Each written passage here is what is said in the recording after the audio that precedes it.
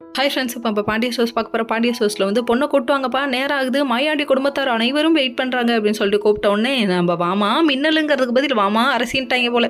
அரசி அசைஞ்சு வர கடைசியில் உட்காருமான்னு சொன்னதுக்கப்புறமா என்னப்பா பண்ணுறீங்க எல்லாம் தட்டதுக்கு படுத்துட்டு வரீங்கன்னு கேட்டால் நிச்சயம்ட்டாங்க பொசுக்குன்னு. ஐயோ, அதுக்கப்புறம் தான் தெரியுது பார்க்க மெத்தல மாற்றி முடிச்சு பையன் வந்தாச்சுன்னு சொல்லி பாட்டை போட்டுட்டு இவங்க என்ஜாய் பண்ணிட்டு இருக்கேன். நான் பொண்ணுக்கிட்ட பேசணுன்ட்டாங்க. ஐயோ உண்மையோ சொல்லிடுவாளோ அப்படின்னு சொல்லி பயந்த நம்ம கோமதியமாக உஷாராகி என்ன பண்ணிட்டாங்கன்னா மீனாவை கூட அனுப்புகிறாங்க. மீனாவுக்கு கூட அனுப்புனா இப்படி நீங்கள் 2 பேரும் பக்கத்துலேயே நின்றுட்டு இருந்தீங்கன்னா நான் எப்படி பொண்ணுக்கிட்ட பேசுறது, நீங்கள் தள்ளி போய் நில்லுங்கன்னு சொல்கிறாங்க. என்னோட இன்ஸ்ட்ரக்ஷன் படி நான் இங்கே தான் நின்னாகணும் அப்படின்ட்டாங்க. கொஞ்சம் திரும்பியாவது நில்லுங்க அப்படின்றாங்க.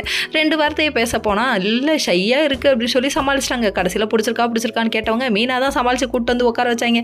கடைசியில் பார்த்தா ஃபிக்ஸ் பண்ணிட்டாங்க கல்யாணமே. என்னடா நடக்குதுங்க, ஒரே நாளில் கல்யாணத்தை முடிவு பண்ணிட்டீங்களேடா அப்படிங்கிற மாதிரி ஆயிடுச்சு. இவங்கெல்லாம் முடிச்சுட்டு கிளம்ப அதுக்கப்புறம் சட்டசபை கூட வேண்டாமா கிளப்புங்கள் அப்படிங்கிற மாதிரி ஆயிடுச்சு. அதாவது அவங்க அண்ணிங்களும் அரசியும் சேர்ந்து சட்டசபையை போட்டாங்க.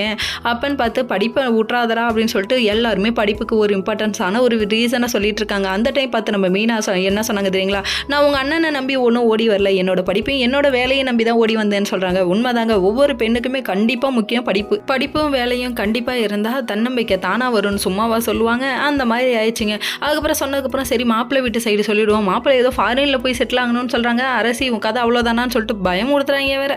சரி நீங்கள் என்ன வேணால் சொல்லிட்டு போங்க, நான் அமைதியாக இருக்குது, இந்த பொண்ணு தங்கமயில் ஒரு பக்கம் படிச்சாகணும்னு சொல்கிறாங்க. உடனே கதிர்கிட்ட பேசுவோம், கதிர்கிட்ட பேசி எப்படியாவது அந்த பையனோட நம்பரை வாங்கி நம்ம மாப்பிள்ளைகிட்ட பேசிடலாங்கிறாங்க. ஓகே.